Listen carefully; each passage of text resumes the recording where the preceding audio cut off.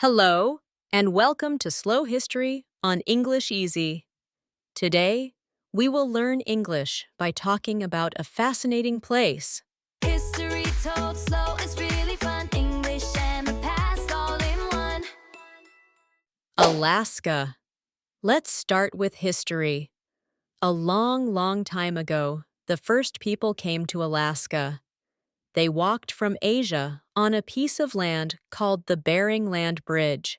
A land bridge is like a naturally made road of land that connects two places.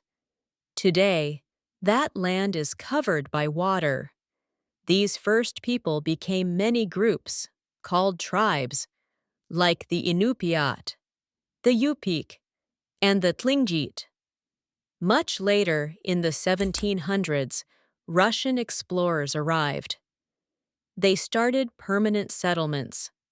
A settlement is a small community or town. Permanent means it was made to last for a long time. Then, in 1867, the United States bought Alaska from Russia. This was called the Alaska Purchase. Many Americans thought it was a bad idea. They called it Seward's Folly. The word folly is an old word for a silly or foolish mistake. People thought the land was too cold and empty, but everything changed in the 1890s with the Klondike Gold Rush. A gold rush is when many people quickly move to a place to look for gold. Thousands of people, called prospectors, moved to Alaska hoping to become rich. This gold rush brought many new people and showed that Alaska was valuable. Because of this growth, Alaska eventually became the 49th state of the USA in 1959. People who live in Alaska call the other states, the ones all connected to each other, the lower 48. How many states do we have? We have 50. The 50th state is Hawaii. That happened later in the same year that Alaska became a state. So, where is Alaska? It is the largest state, but it is isolated. Isolated means it is separate and not connected to the other states. The name Alaska comes from a word used by the indigenous people. Indigenous means they were the first people to live in this land. The capital city is Juneau.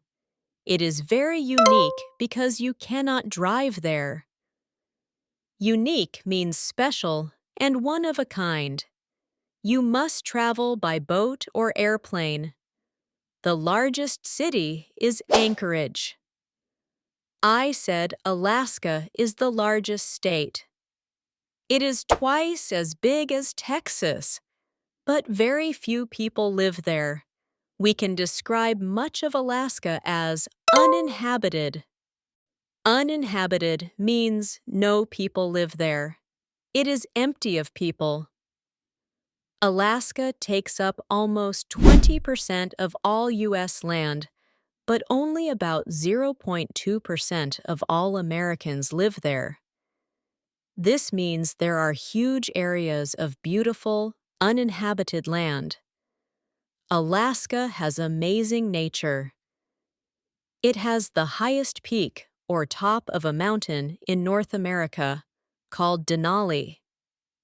It also has over 3,000 rivers, 3 million lakes, and about 100,000 glaciers. A glacier is a very large, slow-moving river of ice. Alaska is called the land of the midnight sun. In summer, the sun does not set or go down for over 2 months.